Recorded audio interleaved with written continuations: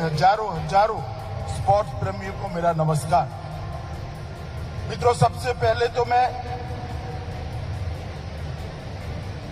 इस दूसरे खेलो India university games में जिन जिन लोगों ने हिस्सा लिया है, जिन जिन खिलाड़ियों ने हिस्सा लिया है, वो सभी के सभी 3,900 खिलाड़ियों को बहुत बहुत बधाई देना चाहता हूं, क्योंकि खेल में जो खेलता है वो बधाई के पात्र है।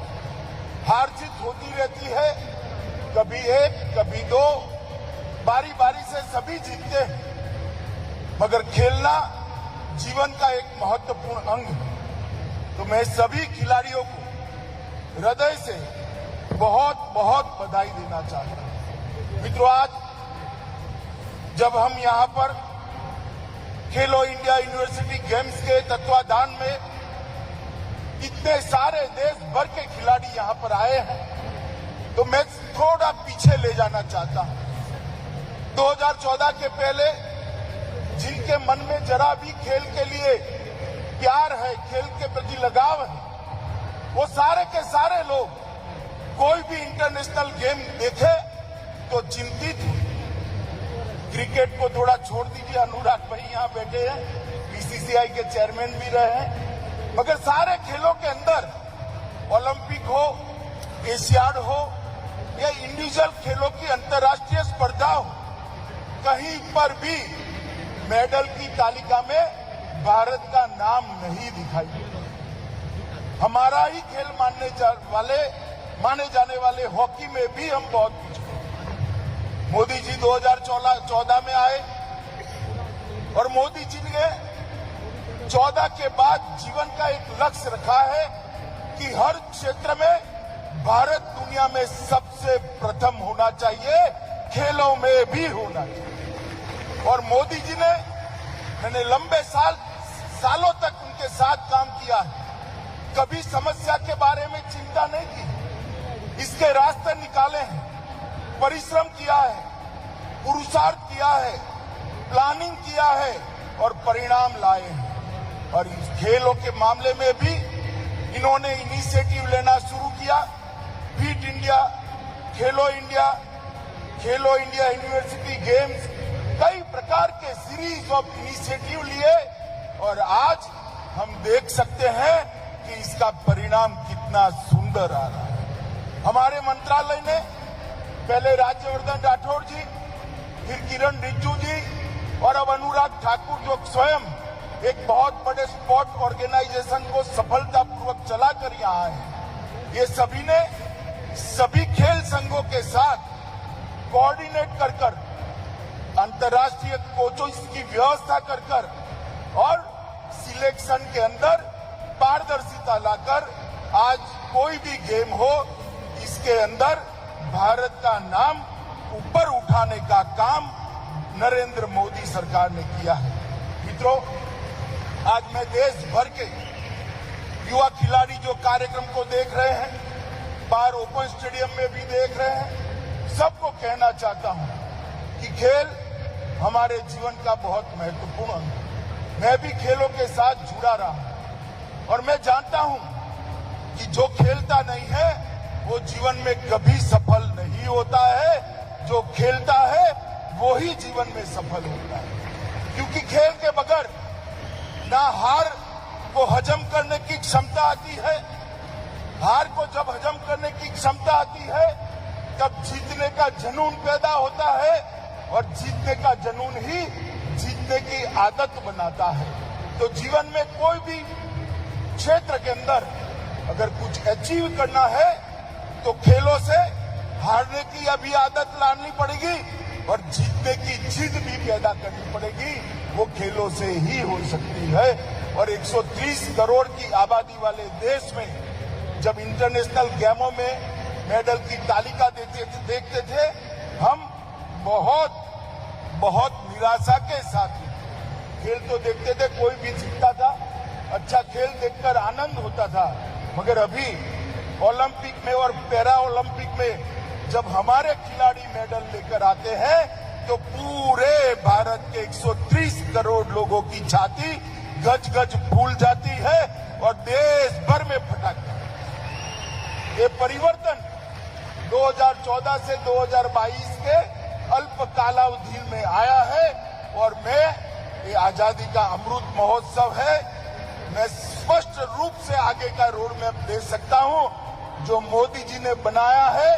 देश जब 2047 में आजादी की शताब्दी मनाएगा, ओलंपिक की मेडल की तालिका में भारत 1 से 5 नंबर के बीच में गौरव के साथ खड़ा हुआ दिखाई देगा। और इसलिए सरकार ने ये यूनिवर्सिटी गेम्स, खेलो इंडिया जैसे प्रोग्रामों का आयोजन किया है और हम भारत को एक महान खेल राष्ट्र बनाने की दिशा में आगे बढ़ रहे हैं। इसके साथ साथ खेल के इंफ्रास्ट्रक्चर को बढ़ावा देना, स्टेट स्पोर्ट्स साइंस सेंटर की स्थापना करना, कम्युनिटी कोचिंग की व्यवस्था करना, इंटरनेशनल कोचिंग की व्यवस्था करना, वार्षिक खेल प्रतियोगिताएं करना और देश के आदिवासी और ग्रामीण तबके से भी खिलाड़ियों को प्रोत्साहन मिले और स्थान मिले, इसके लिए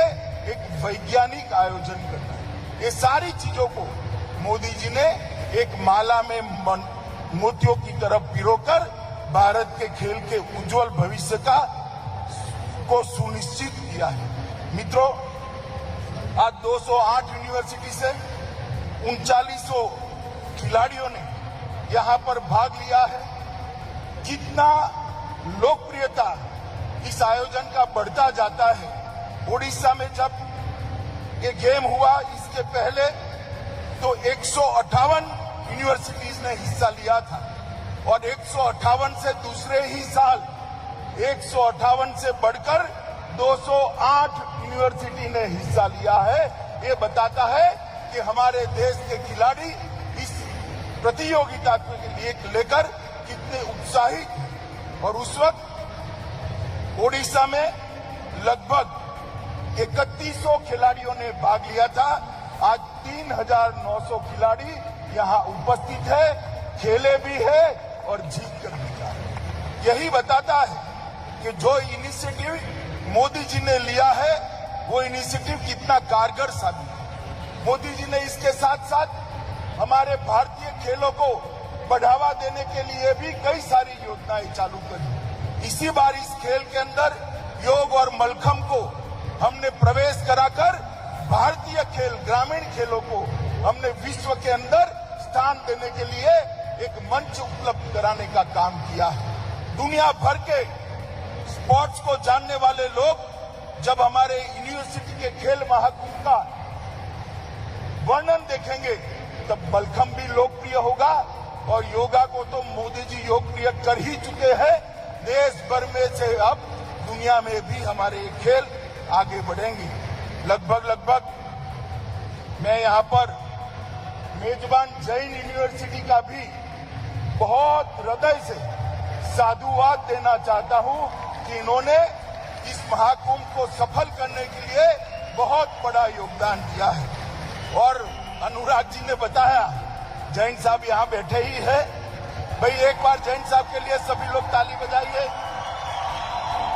और ताली बजाना, इनका सम्मान करना इसलिए भी बनता है कि सबसे ज्यादा मेडल उनकी जैन यूनिवर्सिटी जीत कर आई।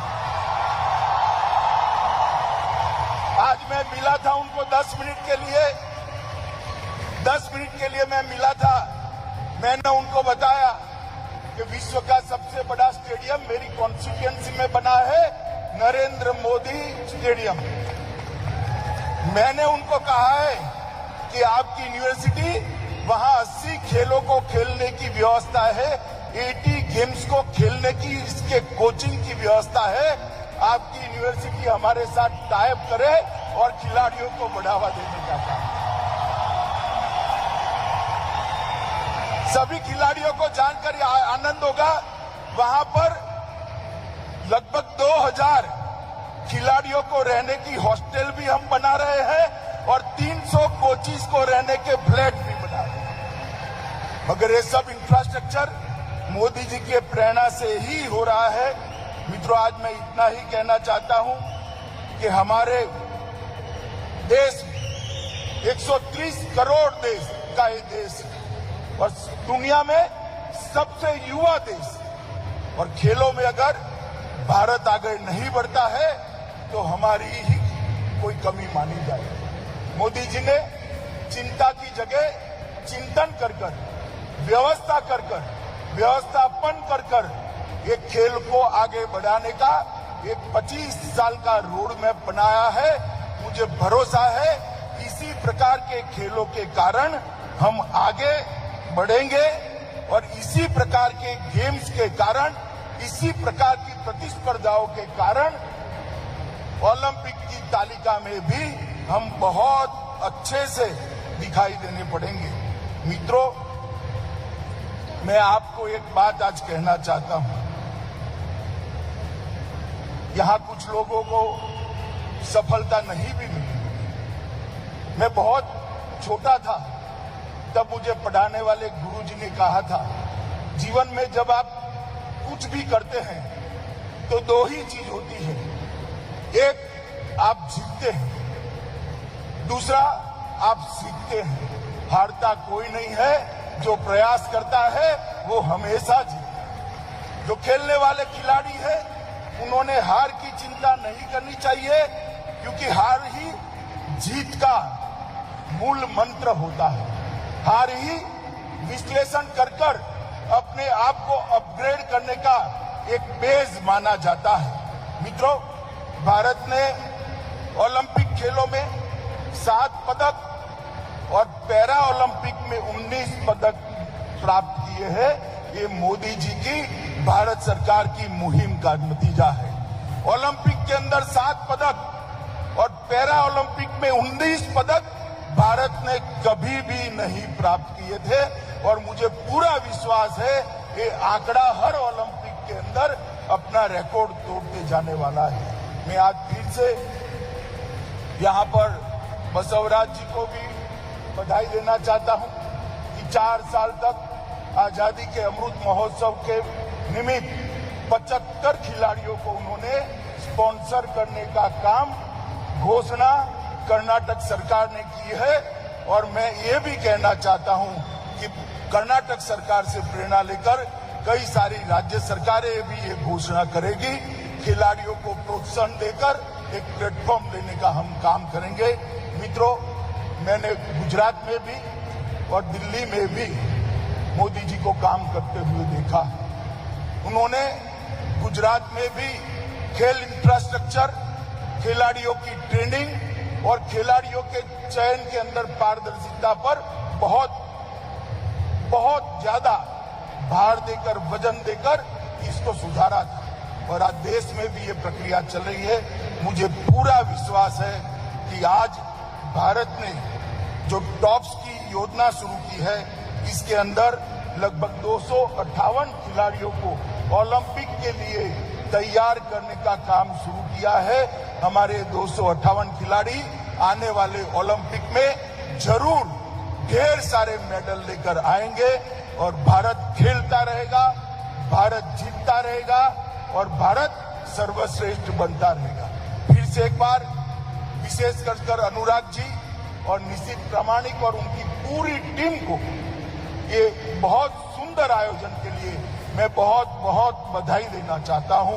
कर्नाटक सरकार और जय यूनिवर्सिटी को भी हृदय से बहुत बधाई देना चाहता हूं। मित्रों, और सबसे बड़े बधाई के अगर कोई पात्र है तो आप 39 खिलाड़ी हैं जिन्होंने खेलकर, पसीना बहाकर इस प्रतिस्पर्धा के अंदर जान डालने का काम किया है। फिर से एक बार आप सभी को बहुत शुभकामनाएं है। इसी में से हमारे ओलंपिक के खिलाड़ी जगमगते चेहरे के साथ सोना लेकर वापिस आए। ऐसी आप सबको बहुत शुभकामनाएं। वंदे मातरम। भारत माता की जय।